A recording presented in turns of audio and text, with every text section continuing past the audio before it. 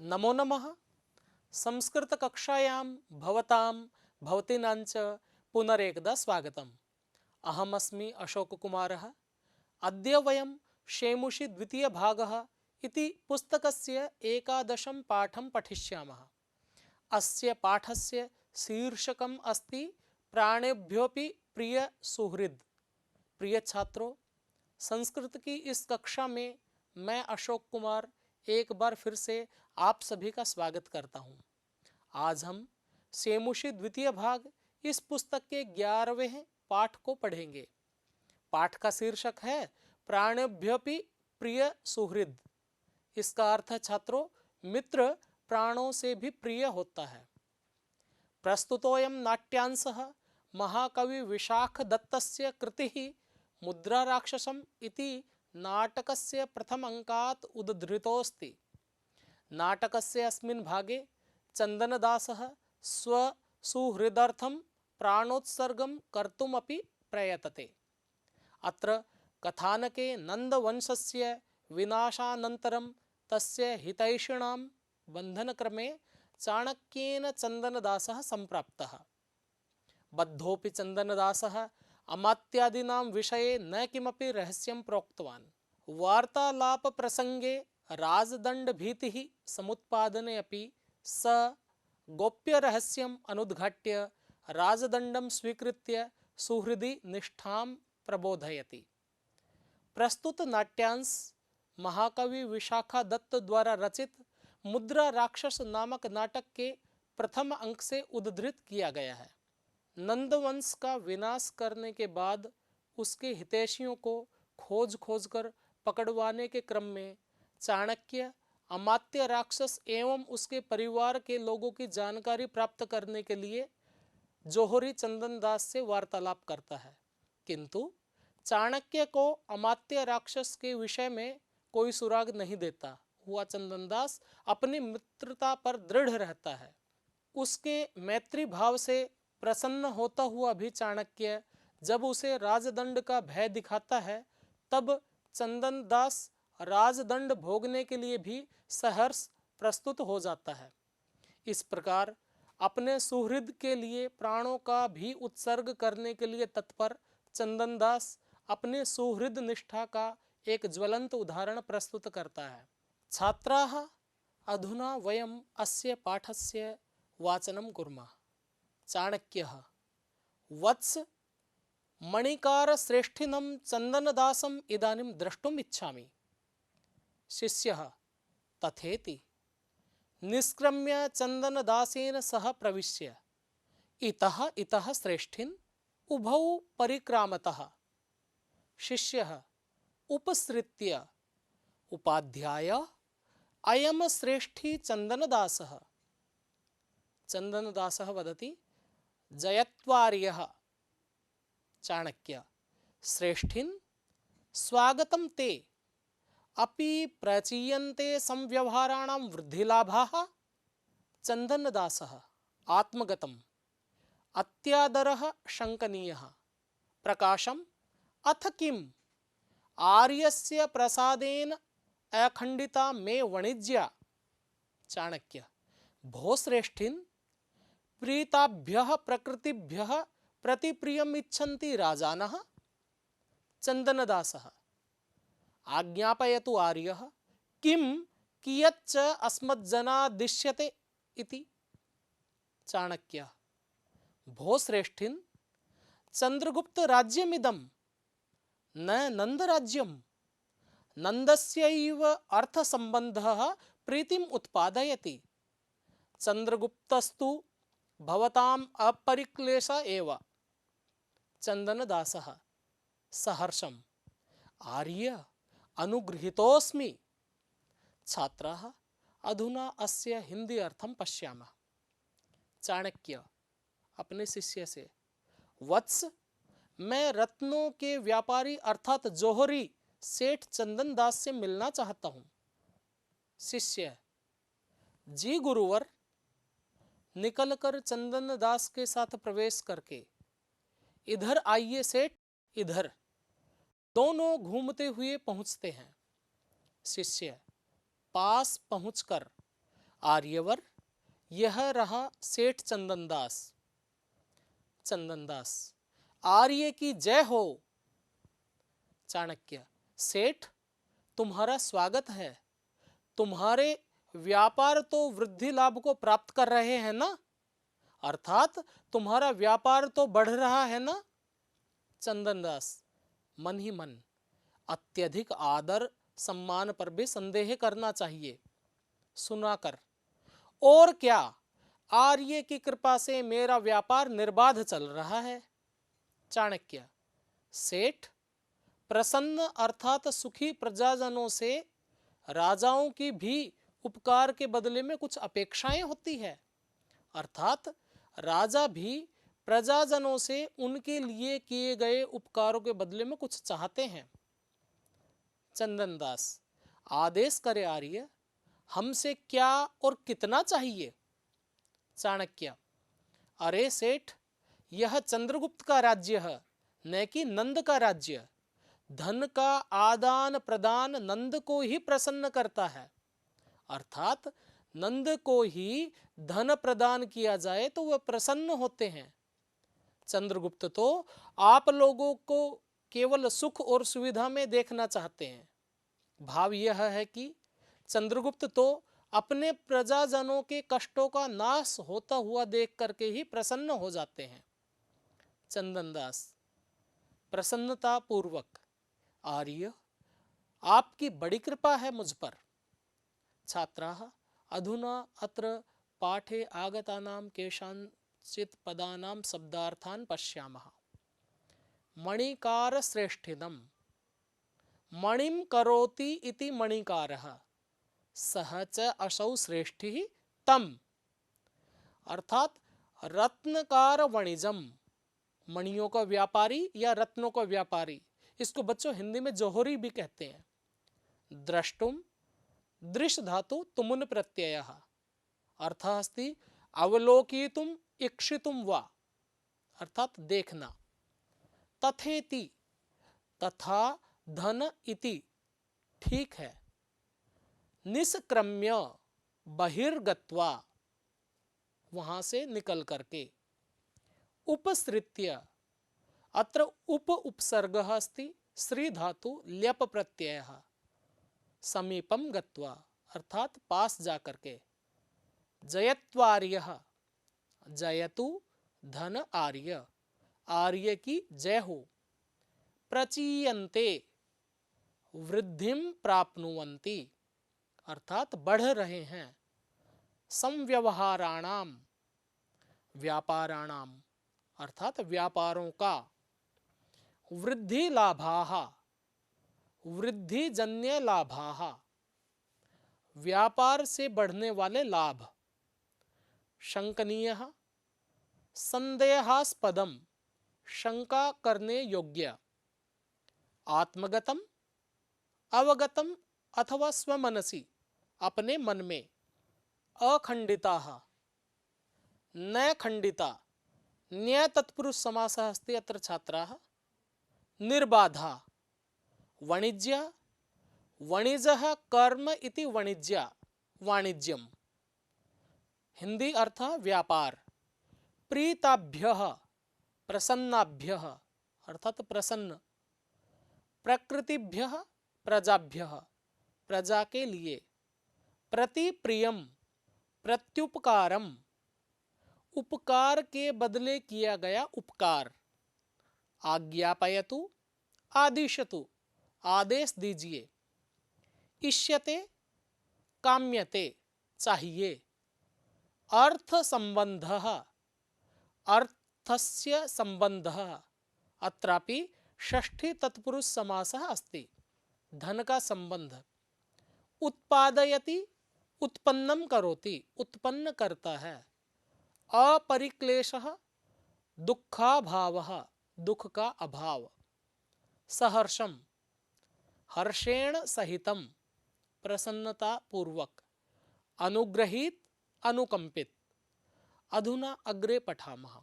चाणक्यः, भो श्रेष्ठिन्, स चा परिक्लेश कथम आविर्भवति इति ननु भवता प्रष्टव्यः वयम्। चन्दनदासः आज्ञापयतु आर्य। चाणक्य राजनी अविरुद्ध वृत्तिर्भव। चन्दनदासः आर्य कः पुनर्धन्यो राज्ञो विरुद्धम् इति आर्येणावगम्यते। चाणक्य भवान्नेव तावत् प्रथमम्। चन्दनदासः कर्णौ पिधाय शान्तं पापं कीदृशस्तृणानाम् अग्निना सह विरोधः। चाणक्य अयम् ईदृशो विरोधः यत् त्वम् अद्यापि राजापथ्यकारिणो अमात्य राक्षसस्य गृहजनं स्वगृहे रक्षसि। चन्दनदासः आर्य अलीकमेतत् केनापि अनार्येण आर्याय निवेदितम्। चाणक्य भो श्रेष्ठिन् अलम् आशंकया भीताः पूर्वराजपुरुषाः पौराणां मिच्छताम् अपि गृहेषु गृहजनं निक्षिप्य देशान्तरं व्रजन्ति ततस्तत्प्रच्छादनं दोषम् उत्पादयति। चन्दनदासः एवं नु इदं तस्मिन् समये आसीदस्मद्गृहे अमात्य राक्षसस्य गृहजन इति। छात्राः अस्य हिन्द्यार्थं जानीमः। चाणक्य ओ सेठ, वह परिक्लेश अर्थात कष्टों का अभाव कैसे होगा? यह बात अब आपको हमसे पूछनी चाहिए। चंदनदास आदेश करे आर्य। चाणक्य राजा के प्रति विरोध रहित स्वभाव वाले बनो, अर्थात राजा के प्रति तुम्हारा किसी भी प्रकार का विरोध नहीं होना चाहिए। चंदनदास आर्य, वह कौन सा अभागा व्यक्ति है जिसे आप राजा विरोधी समझते हैं? चाणक्य पहले तो आप ही हो। चंदनदास कानों को ढक करके पाप शांत हो, पाप शांत हो। आग के साथ तिनकों का कैसा विरोध? अर्थात आर्य, हम कैसे आपका विरोध कर सकते हैं? चाणक्य यह ऐसा विरोध है कि तुम आज भी राजा चंद्रगुप्त के अहित करने वाले अमात्य राक्षस के परिजनों को अपने घर में रखते हो। चंदनदास आर्य, यह झूठ है। किसी दुर्जन व्यक्ति ने आर्य को अर्थात आपको ऐसी गलत सूचना दी है। चाणक्य ओ सेठ, शंका मत करो। डरे हुए पहले के राज परिवार के व्यक्ति कुछ इच्छुक प्रजाजनों के घरों में अपने पारिवारिक सदस्यों को गुप्त रूप से रख करके दूसरे देश में दूसरे स्थानों पर चले जाया करते हैं और उसके बाद में उन सदस्यों को छिपाना प्रजाजनों के लिए दोषयुक्त व्यवहार हो जाता है। चंदनदास हाँ, यह बात तो है। उस समय अमात्य राक्षस के पारिवारिक सदस्य हमारे घर में थे। छात्राः अधुना केषाञ्चन शब्दार्थान् पश्यामः। आविर्भवति संपद्यते उत्पन्न होता है। प्रष्टव्याः प्रष्टुम योग्याः पूछने योग्य। अवगम्यते ज्ञायते जाना जाता है। अविरुद्ध वृत्ति अविरुद्ध स्वभाव विरोध रहित स्वभाव वाला। अधन्य न धन्य न्य तत्पुरुष समास अस्ति अर्थात दुर्भाग्यशाली। पिधाय आच्छाद्य बंद करके। राजा अपथ्यकारिणः राज्ञः अपथ्यं करोति इति राजापथ्यकारी तस्य अर्थात नृपापकारिणः राजा का अहित करने वाला व्यक्ति। गृहजनम गृहस्य जन्म घर का व्यक्ति। अलीकम असत्यम अनृतम अर्थात झूठ। पौराणाम नगरवासीनाम नगर के लोगों के।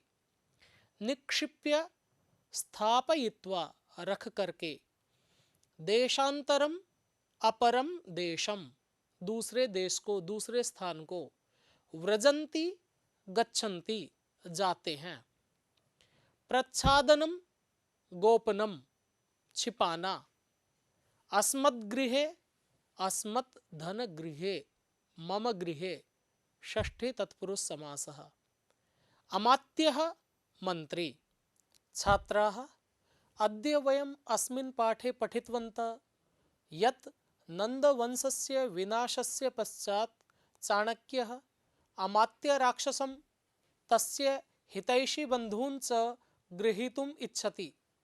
अस्मिन्नेव सन्दर्भे चाणक्यः कुसुमपुर नामनि नगरे निवासं कुर्वतः महामात्यस्य राक्षसस्य प्रियतमं विश्वासपात्रम् अभिन्नमित्रं मणिकारश्रेष्ठिनं चन्दनदासम् आह्वयति। चाणक्यस्य शिष्यः आदेशं प्राप्य चन्दनदासम् आहूय चाणक्यस्य समीपम् आनयति। सर्वप्रथमं चाणक्यः चन्दनदासस्य वाणिज्यस्य विषये पृच्छति। यदा चन्दनदासः वदति यत् भवतः कृपया वाणिज्यं सम्यक् अस्ति, तदा चाणक्यः वदति यत् प्रसन्नप्रजाजनेभ्यः राजा अपि किमपि इच्छति। तदा चन्दनदासः पृच्छति यत् आदेशं कुर्वन्तु, मत् किं कियत् च आवश्यकम्। चाणक्यः कथयति यत् इदं नन्दस्य राज्यं नास्ति, धनस्य प्राप्तिः तु नन्दं प्रसादयति। चन्द्रगुप्तः तु केवलं भवतां कष्टरहितं जीवनं, सुखमयं जीवनं दृष्ट्वा एव प्रसन्नः तिष्ठति। यदा चन्दनदासः धन्यवादं समर्पयति, तदा चाणक्यः वदति यत् कष्टेभ्यः मुक्ति कथं स्यात् इति भवता प्रश्नः करणीयः। चन्दनदासः वदति आज्ञां करोतु। एवम् एव वार्तालापसमये चाणक्यः वदति यत् त्वं राज्ञः चन्द्रगुप्तस्य विरोधिनम् अमात्यराक्षसं तस्य बन्धून् च स्वगृहे गोपयित्वा रक्षति। तदा चन्दनदासः वदति यत् केनापि दुष्टेन भवते कथितं स्यात्, एतत् सत्यं नास्ति।